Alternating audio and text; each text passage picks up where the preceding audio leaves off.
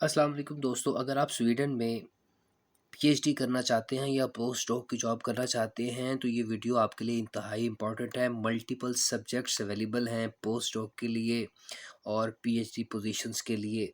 और यूनिवर्सिटी का नाम है लिंकोपिंग यूनिवर्सिटी। वेबसाइट का लिंक मैं अपनी वीडियो के डिस्क्रिप्शन में दे देता हूँ, आप जाके चेक कर लीजिए। बहुत सारे बच्चे कहते हैं कि सर हमें ये वाला सब्जेक्ट बता दें, हमें ये वाला सब्जेक्ट बता दें, आर्ट्स का बता दें।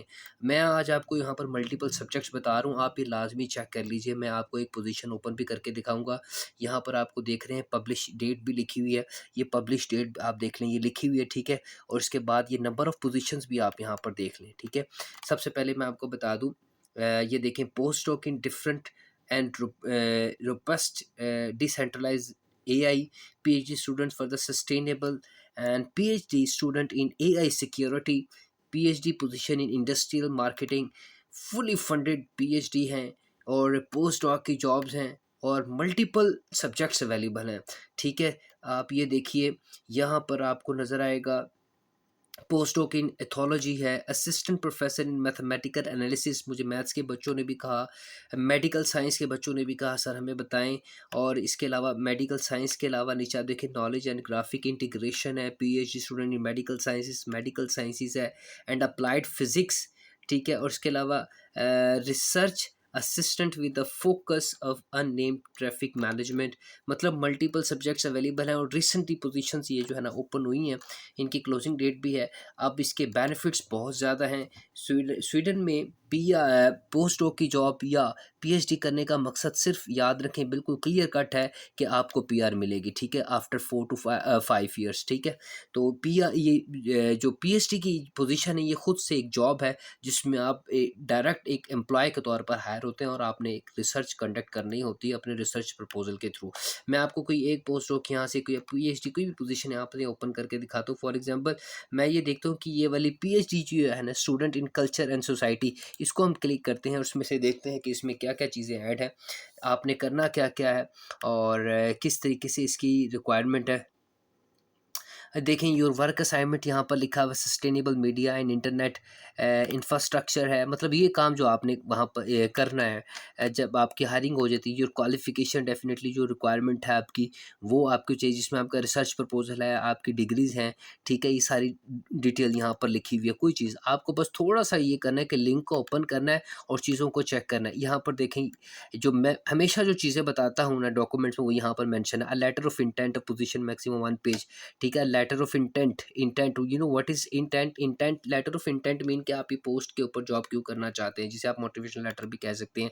BA and MA थीसिस, देखें थीसिस के बगैर या रिसर्च बैकग्राउंड के बगैर आप कोई भी पीएचडी की पोजीशन सिक्योर नहीं कर सकते। या तो आपकी पब्लिकेशन होनी चाहिए या फिर आपका रिसर्च बैकग्राउंड होना चाहिए। Certificates of completion of degree at master bachelor, ठीक है। प्रूफ ऑफ इंग्लिश प्रोफिशेंसी, ठीक है। 6.5 एटलीस्ट होना चाहिए। एनी पब्लिश वर्क, देखें ये आ गया point, any publish work scientific और अदर इफ अवेलेबल।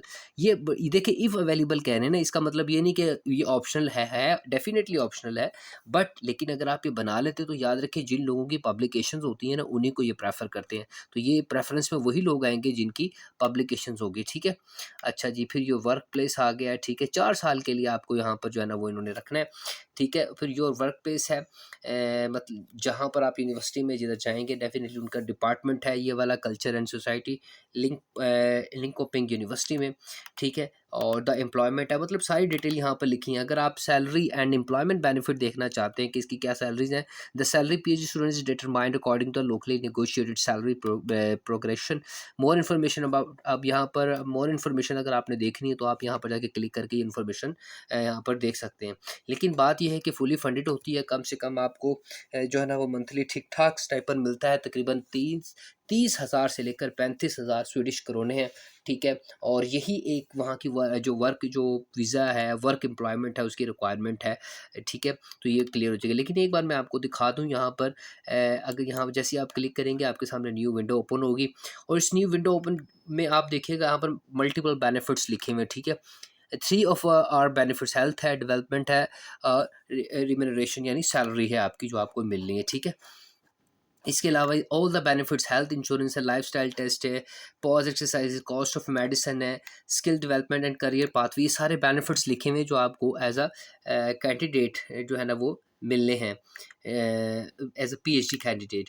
तो आप ये देखें, हॉलीडेज़ हैं, पेड हॉलीडेज़ लीव हैं, bank holidays and other free days हैं, इंश्योरेंस है, सारी चीज़ें इसमें शामिल है। ठीक है, इसके बेनिफिट्स हैं। तो ये बड़ी अच्छी अपॉर्चुनिटी है, आप यहाँ पर अप्लाई कर सकते हैं। ठीक है, लेकिन याद रखें अप्लाई आप तब कीजिएगा जब आपके पास डॉक्यूमेंट बड़े अच्छे हों। ठीक है, आपका कोई क्वेश्चन हो तो आप मुझे कमेंट सेक्शन में पूछ सकते हैं।